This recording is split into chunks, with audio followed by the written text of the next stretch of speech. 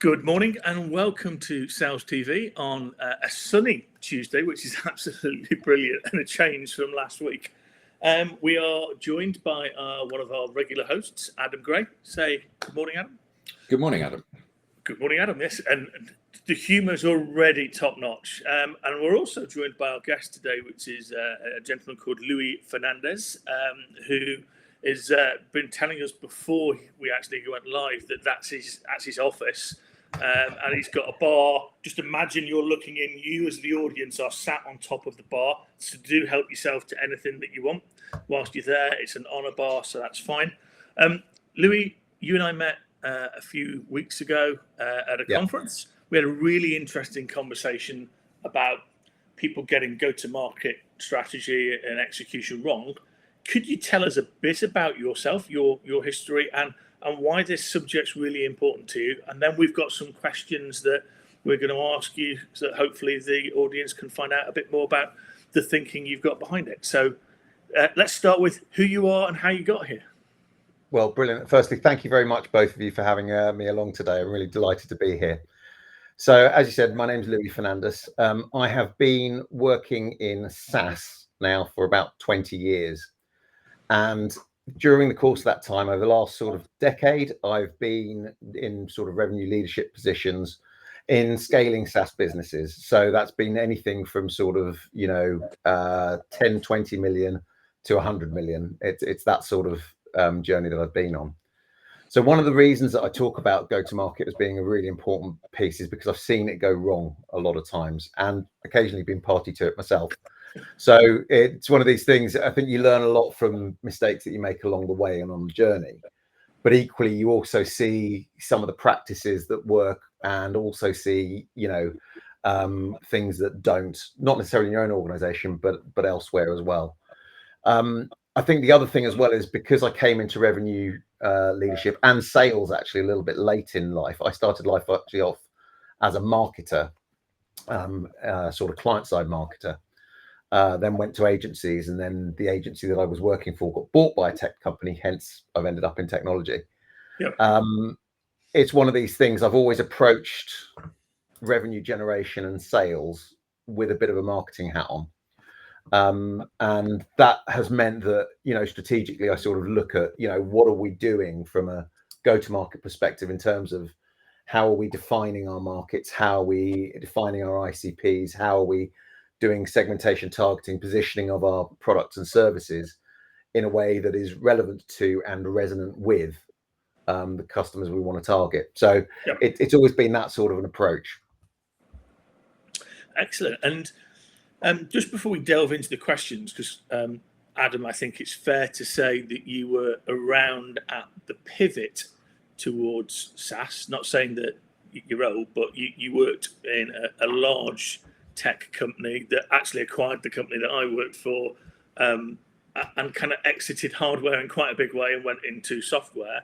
And then actually, Louis, what you're talking about is this kind of strange, almost different type of sales thing that just grew and arrived. And I think they say that SaaS now is something like a 7 trillion sort of like industry in its own right, but 1999, 2000, it pretty much didn't exist. Yeah.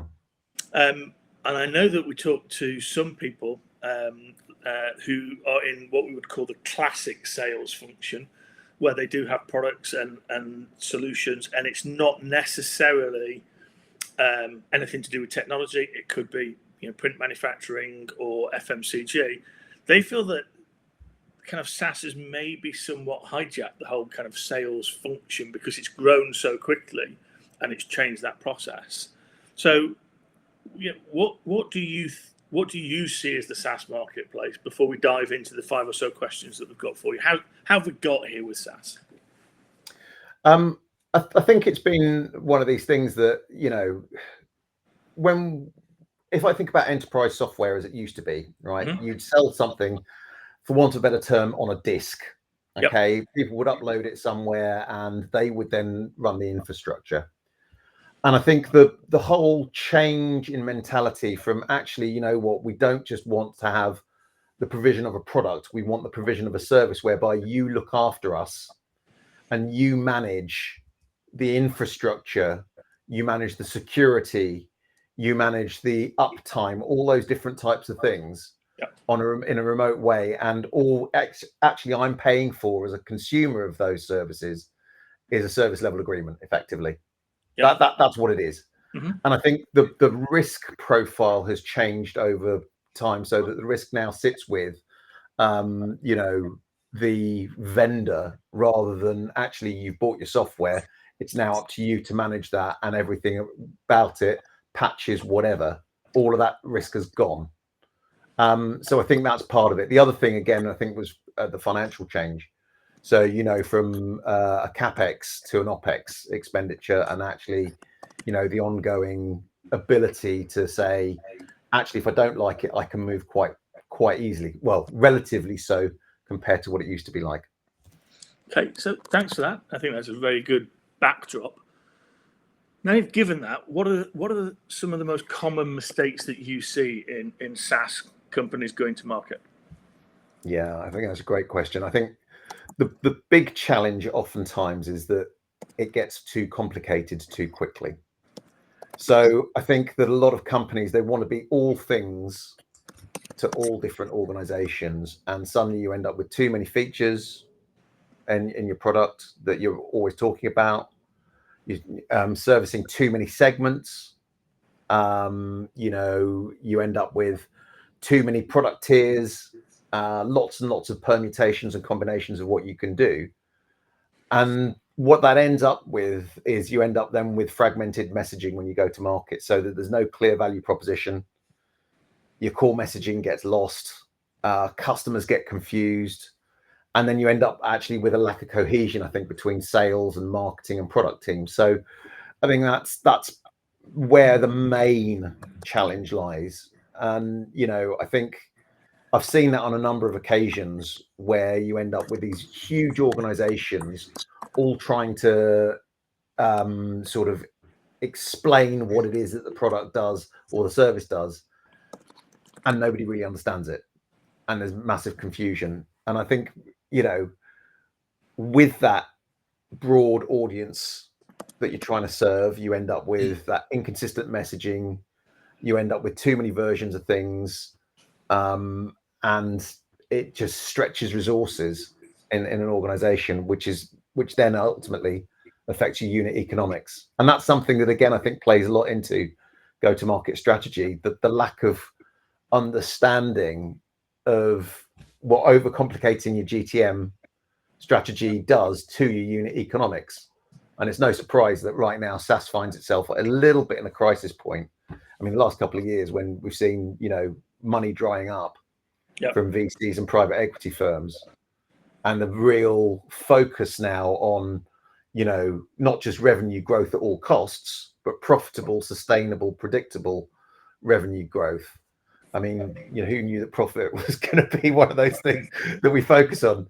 I sat there and I thought, well, back in the 1980s, when I first came into industry, we always used to talk about, revenue for vanity, profit for sanity. And it's something that, as an industry, I think we forgot for 10 years when, it was effectively free money. So I think all of these things have helped overcomplicate go-to-market strategies. And now actually we've got to parse it down and really simplify. I hope that makes sense. Isn't there an issue though when you simplify the product down to its? So I think the challenge that we have in sales of any complex strategic purchase is that you're the expert, you're the vendor, I'm the buyer. Yeah. Therefore, by nature of that, I'm ignorant in my knowledge of the product and the marketplace compared to you. Because if I wasn't, I'd do it myself. I wouldn't need you guys. Yep. So for me, I'm buying something which is fairly central to the product. I think that's what I'm buying. Yeah. When I look out into the marketplace, I see loads of vendors that appear to be the same. They're all doing products that are CRM systems, for argument's sake. So the only differentiator that you can offer is that complexity in those features. Even though, ironically, I'm often blind to those. But you're desperately looking to put clear water between yourself and the competitors. So haven't you got like a balancing act between these two things? You need to offer a different product or service. However, I'm buying something at a very fundamental level rather than a very complex level as the buyer. Yeah, and I think that you've hit the nail on the head with the last sentence you just said. You're buying something very fundamental. So what are those fundamentals? How do you explain how those fundamentals play into core metrics of an organization? Ultimately, you can have as many bits and bytes and speeds and feeds as you like, but what is the outcome that they deliver to your organization, and how do we talk about it in those kind of terms? And actually, when you're making those kind of large purchase decisions, if you're asking me to part with £500,000 on a particular solution, or 10 million, or whatever it happens to be, do I really care fundamentally when I'm making that decision about the nitty gritty of, does it come in blue or does it come in red? Do I care about that? Or do I care that actually, one, it's not going to put my company at risk? So that's the first priority. And number two, it's going to give me a return on the investment and address 2 or 3 core points that are absolutely fundamental, to use your word, to what we do. Absolutely. Thank you. I think that's really interesting, because I was always taught, Louis, that every company is a brand and a factory, and you just hit the nail on the head there, which is, you do not want to put that brand at risk, and you want the factory to go quicker. You want to be more productive. Now, that is a very, very simplistic way of looking at it, and I've never been able to actually shape that simplicity. But if we look at the next question that we want to pose to you, which is, why is simplicity so critical in go-to-market strategy? I think it almost dovetails into what we were just talking about, because it cuts through that noise in a crowded market. As things stand at the moment, we started talking about CRM, so let's stick with sort of CRM, MarTech, those kind of things. Scott Brinker, a guy I'm sure you guys will have come across. He does the Chief MarTech Marketing Landscape chart. When he brought that out in, what was it, I think 2011, there may be 150, 200 products on there. Right? That's 2011. Fast forward to this year. When he published it, I think there were over 14,000 different technologies on there. Right? 14,000. Now, absolutely, MarTech has become larger as a category. No question. It's not become 100 times larger in 10 years. Right? It's just not the case.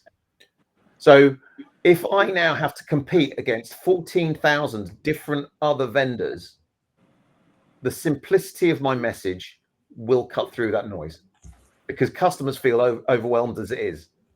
If I can focus then on real value drivers, a bit to the point we're just talking about, what are those fundamentals? What are the real value drivers of my solution, of my service, of my product?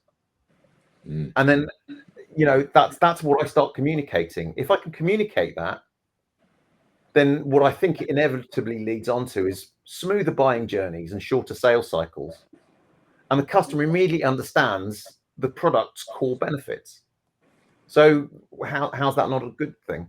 The other thing that I think happens as a consequence of this is that internally within organizations, one of the things we've always talked about for as long as I've been in this space, right, has been, how do you get sales and marketing to align? Sales and marketing alignment, it's one of the big bugbears that a lot of organizations have. If you can make your strategy, make your message simplistic, that's something that even internal stakeholders start to understand. We can all get behind that message. We can all drive, the same towards the same outcomes, and that actually creates that cohesion internally, which I think is vital. It's at the conference where we met. Actually, there was the lady from LinkedIn, the B2B Institute for LinkedIn. Yep.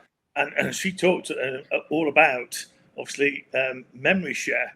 So if you go back to your 1,400, titles, technologies, solutions, whatever you want to call them, how do you get market memory share for prospective buyers in that market? And you're right, simplicity of the core message is really, really, really vital.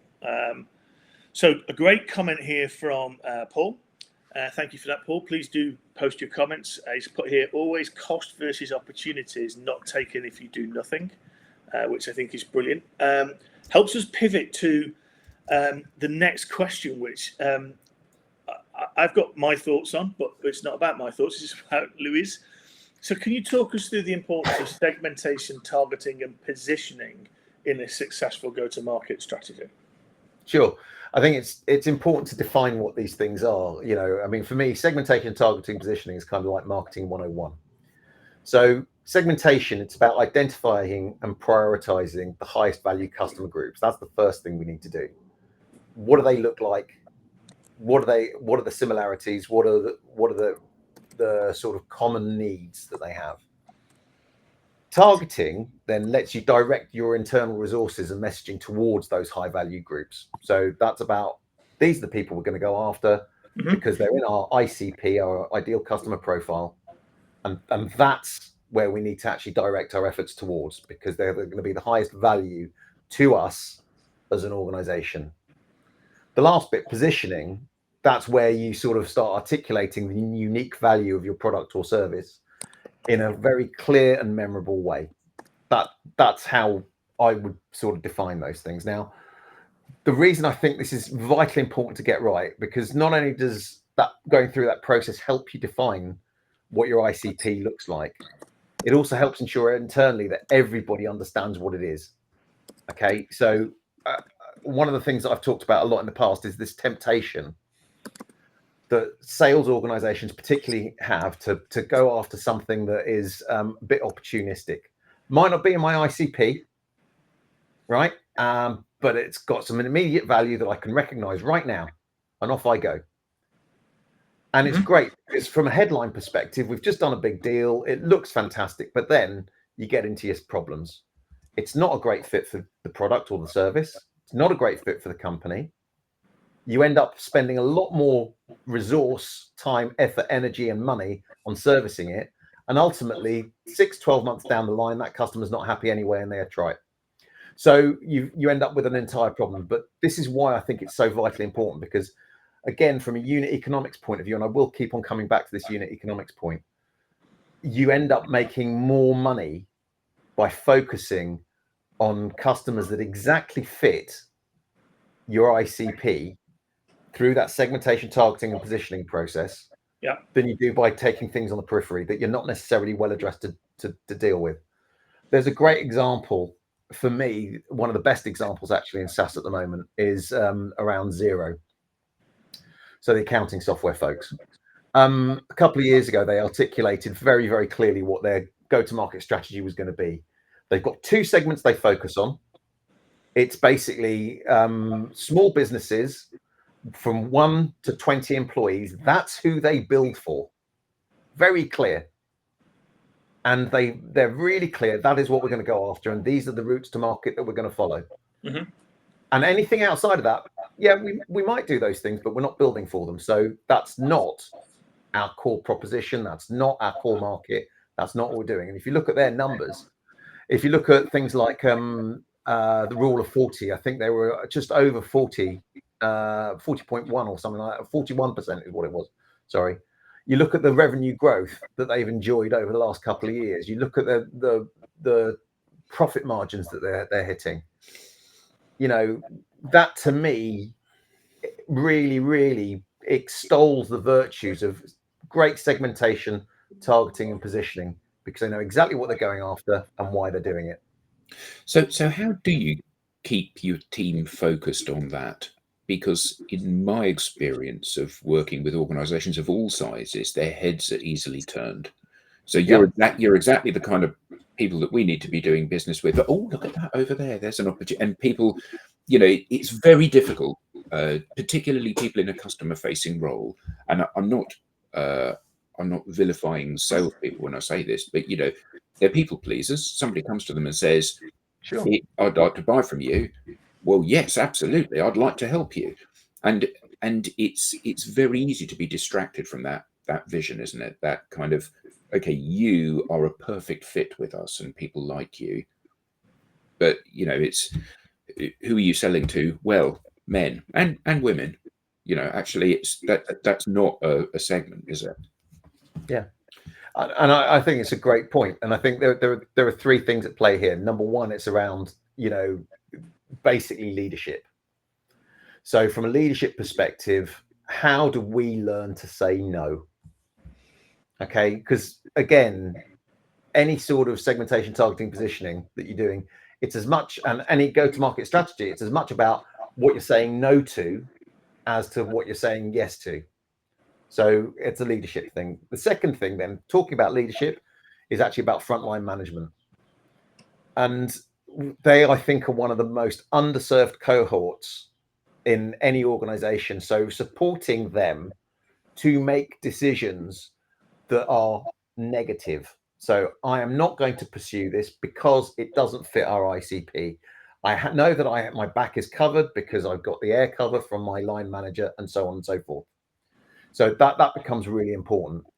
And then I think the last thing then is compensation, comp plans. Compensation drives behavior. Who knew?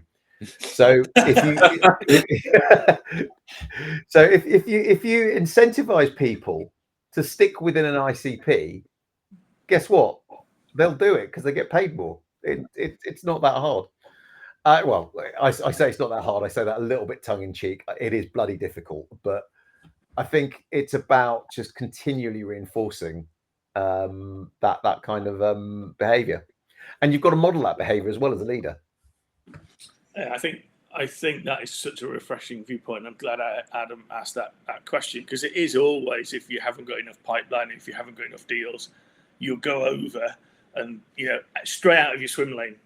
And actually, I don't know if anyone's ever kind of investigated it, but you must burn far more time there and take yourself further away from being able to achieve your targets and goals, as opposed to just finding a lot more of those people who fit in that. It's very interesting. I lived with a previous employer looking at segmentation, and just to pick up the viewpoint we had is, well, let's have this wacky idea and look at customers from their perspective, not from what they spend. Because if we look at who they are and what they use technology for, we may find that we can serve a niche of them a lot better than actually our competitors. Moving again to the next question, how does an organization, we've talked about MarTech in this example, 1,400 types. 14. Sorry, did I misspeak? I meant 14,000. 14,000. Okay, it's probably like 150 to 14,000. I'm not very good with numbers, as Adam will attest, so we'll just put an extra note on that in a minute. How with 14,000 do you ensure that your go-to-market resonates with the people you try and talk to? I mean, you talked about Zero. How did they make that resonate? Okay, so this is another thing that I think is quite interesting. What Zero did, I think, quite well a few years ago, especially when it came to making tax digital. They did a great brand campaign. And one of the things that I think a lot of organizations get wrong is they focus on, we need leads.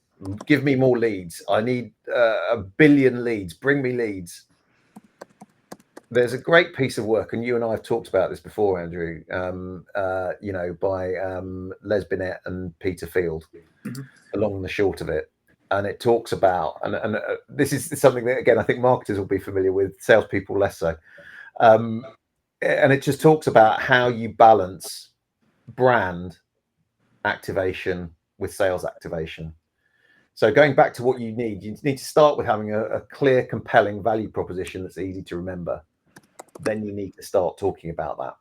And you need to align that messaging across not just what you're doing in sales, but what you're doing with marketing and product teams, and then get that message out there. So how do I do that through a brand activation perspective? And how do I do that as well in my, sales activation with demand generation and whatever else I'm doing?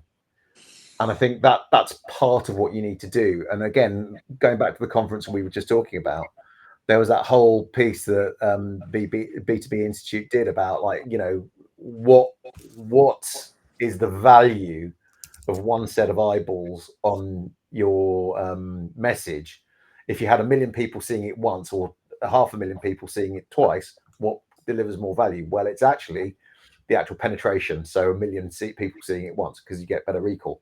Yeah. So and that I think was quite striking, and it really feeds into that narrative about, you know, you've got to do brand activation alongside sales activation, and you've got to make sure that the messaging is consistent. You've got to keep the customer journey simple, and then you've got to use real world use cases to make that value proposition relatable. Okay, so it's all great that we've got the bells and the whistles and all this kind of stuff over here, but we did this with XYZ company, and this was the outcome ABC. Boom.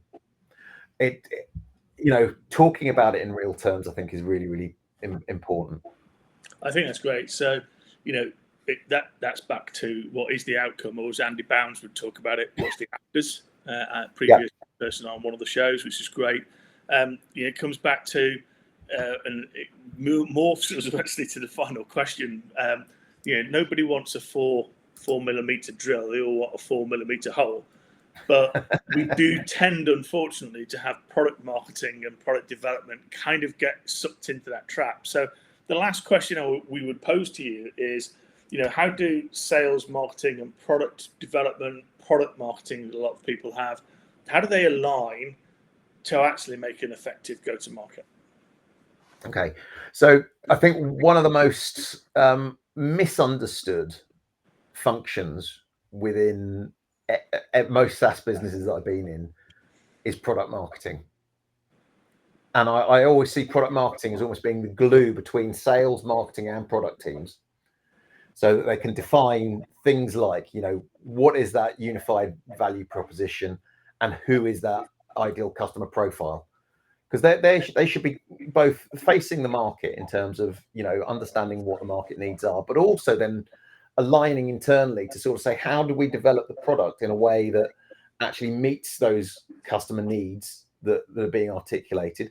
How do we create the sales and marketing collaterals and messaging frameworks that then are going to resonate with those ICPs, the personas, the organizations, and address the real issues? So I think that's where you kind of need to start. From there, you then develop those shared playbooks. So, what does that playbook look like? And do we all agree on that? Because it shouldn't be just we've done this in a vacuum over here. You need to bring the other people in an organization together. So that is sales, marketing, and product folks all together. We agree on what the playbook needs to be and how that then needs to maybe change subtly for different segments and different personas. And then we also use feedback loops to keep all the teams updated on customer insights. So when the market changes, we then sort of understand, this is how it's changing.